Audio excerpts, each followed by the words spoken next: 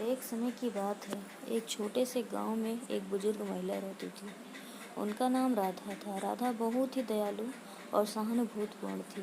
वह बहुत गरीब थी, लेकिन उनकी गरीबी उनके स्नेह और दया को कभी कम नहीं कर सकी। राधा का एक ही बेटा था, जिसका नाम रामू था। रामू किसी नगर में नौकरी करता था और अपनी माँ से बहुत प्यार करता था। रामू हर महीने अपनी माँ के पास आता था, उसे पैसे देता था और फिर वापस शहर चला जाता था। लेकिन एक महीने रामू नहीं आया, फिर दूसरे महीने भी वह नहीं आया। राधा को बहुत चिंता हुई। उसने सोचा कि उसके पास पैसे तो हैं, लेकिन उसे बेटे का ख्याल उसे किया कि वह शहर जाएगी और अपने बेटे का पता लगाएगी।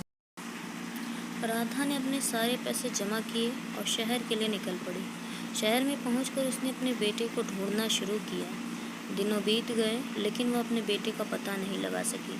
उसके पास पैसे भी खत्म हो गए थे। राधा की चिंता बढ़ गई, लेकिन उसने हार नहीं मानी। एक दिन वह एक दुकान के सामने बैठी थी और रो रही थी। दुकानदार ने उसे देखा और उसके दुख का कारण पूछा। राधा ने अपनी कहानी सुनाई। दुकानदार ने उसे अपने बेटे के बारे में। रामू ने एक हादसे में अपनी जान गंवाई थी। राधा यह सुनकर टूट गई। उसने अपने बेटे के नाम की मिट्टी अपने हाथों से चूमी।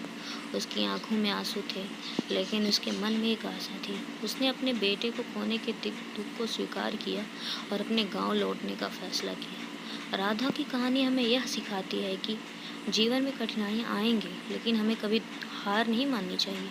उसकी कहानी हमें दया, सहानुभूति और प्यार की शक्ति के बारे में याद दिलाती है।